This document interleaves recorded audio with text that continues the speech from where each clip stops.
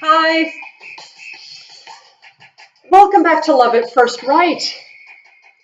I'm Victoria Dougherty, and a I am historically a Cold War historical thriller writer who is now writing this epic series that has romance and thrills and adventure and archaeology and all of these elements, and I'm really trying to write something very big, and I really want the guts of it to be about the romance. And so this is my blog chronicling those endeavors. And we talk about all sorts of things, not just writing an epic romance, but also just what makes a great story, what makes an incredible character, what makes great conflict, for heaven's sake, what brings all of these elements alive. And anyway, today I'm standing up for no other reason than I just don't feel like sitting down. And so I want to talk about I want to talk about sex and love in a story. Now, we've already touched a little bit on sex in sensuality and love scenes. And as I said, I'm not doing overt sex in my epic um, romance in this romantic adventure. And not because I have anything against that. It's really because I just sort of felt like it was piling on a little much. That it just seems to be in every story out there now, and it's just becoming a bit passe. And I wanted to see if I could come at it from a different way to really excite the reader, to inflame their heart as well as their desire, to be very drippingly sensual about this. And I think that this deserves more than one Love at First Right episode because it is so loaded. And I do think that we need to address sex for those who are writing about it, and especially in the current climate where, pornography has been mainstreamed, where there is just so much sex everywhere that it can be a real challenge to make it interesting, to make it something that is it doesn't cross the line into being silly or gratuitous or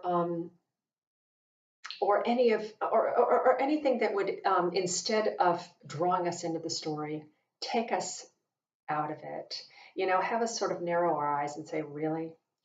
Um, so that's why I want to address sex and love in this episode, because I really did talk about it with a lot of my writer friends recently and reader friends, and we were talking about what works and what doesn't when you're writing a love scene that either does or does not include sex. And everyone agreed, including the men, by the way, that that for them to really be compelled by by a lustful scene, there has to be a very, very strong emotional anchor in it. If we are to really if we are to really invest in these characters and in this story. And I had a very. I want to use another. I want to use this story, a real life story, to illustrate what I'm talking about. This was a couple of years ago. I was talking to a friend of mine who's very happily married, but had a very tumultuous youth. She had been, raped by two men, and that had really kind of sent her into a tailspin. And she had had a very difficult first marriage, and she had also had a lot of wild sexual experiences. I mean, she had really, you name it, she has done it. And um, she, when she met her now husband, and they've been together for 20 years and they are deeply in love, he had also been one of these people who had so many just wild sexual experiences throughout his life, and especially in his youth. I mean, these were two people who by all means should have just been jaded and had seen it all, and should have given up on love, and been rather unaffected by sex or sensuality at that point, except on a very base level. If you were to, look at, what we read about sexuality and take that seriously. And what was so interesting was that when they met, the first time they kissed, my friend was telling me how both of them were just shaking and they couldn't stop. They were absolutely overcome with emotion. And interestingly enough, they did not have sex for quite some time. Um, they met, and they met at I think it was a writers' conference of all things, and they had a couple of really interesting conversations, and then they had this incredible kiss that shook their worlds to the core. And they parted after this writers' conference. They stayed in touch, but they each had to disentangle themselves from other relationships, and they did not want to in any way sully either what was growing between them, or in any way dishonor their families or the people they were with. And so it took them quite some time to get together. And when they did, it was powerful. It was the most powerful experience, sexual experience that either of them had ever had, because there was this tremendous emotional connection between them where they felt like they had found their match, their soulmate. Now, not everyone meets that person. I recognize that, but I think that when we are writing romantic characters and when we are really bringing readers into a long form story, not just a novel, but a series in my case, this had better be, the characters had better be experiencing this. And that can be such a challenging thing to show a reader, because how do you explain a lightning bolt hitting you?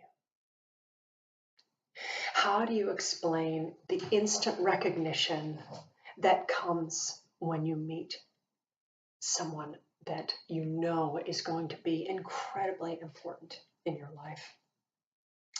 That absolutely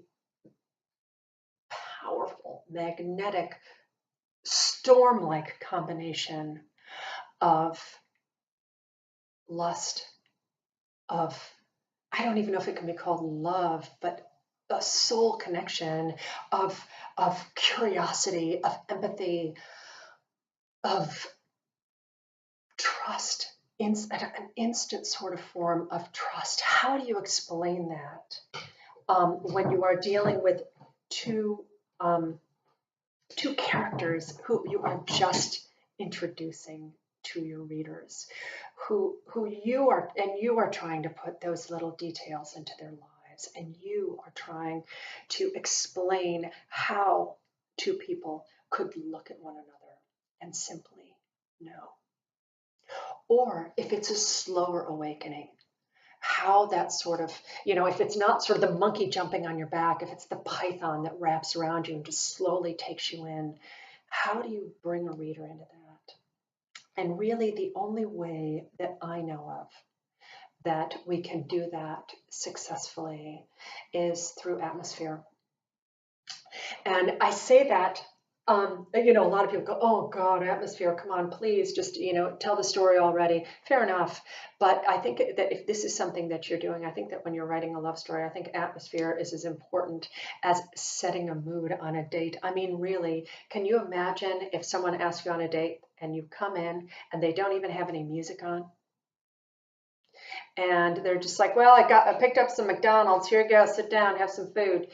Contrast that with if you walk into someone's home and there are candles lit and there is really interesting music on, not something cheesy, unless they're kidding or something, and they're bringing you in with humor. There is an electricity in the room that comes from that. And they've tried to make something for you to eat, let's say, and maybe they fail utterly and you end up laughing about it, or maybe they're a wonderful cook. Or maybe they're cooking from their culture for you and saying, this fabulous Chinese meal is something my mother used to make. And compare that and the smells, when they have on cologne and they're trying to look their best. And compare that with a Tinder hookup, which might be exciting, but for how long, you know? And I think that when we are writing these drippingly sensual romantic scenes, these sex scenes, we have to look at it as someone who is orchestrating the best date ever. No matter where these characters are meeting up, whether it is, whether they pass one another in a hallway and then have to get to know each other through work or through some dramatic event where they are both prisoners somewhere. Whatever the story is, I think whenever you put your characters together, you are orchestrating a date. And you have got to think about what the mood is and how that particular atmosphere would stimulate attraction, would stimulate lust. And that could happen in a place of danger if they are trapped in a cave. And a cave is a very seemingly unromantic place. It's cold, it's damp, it's dark. It's got one thing going for it. But then how would that feel to be in complete darkness with someone as they touch you? Even if they're just touching your arm or your face. How would your whole body come alive when someone you are attracted to does that? And on top of it, you're in a very charged situation. So that's really what I leave us all to think about today, is thinking about how each situation that our characters walk into is a romantic date. What is the music playing? And the music playing could be sounds of the outdoors. It could be the fear of hearing footsteps coming down the hall and at any moment you are interrupted. That's music too.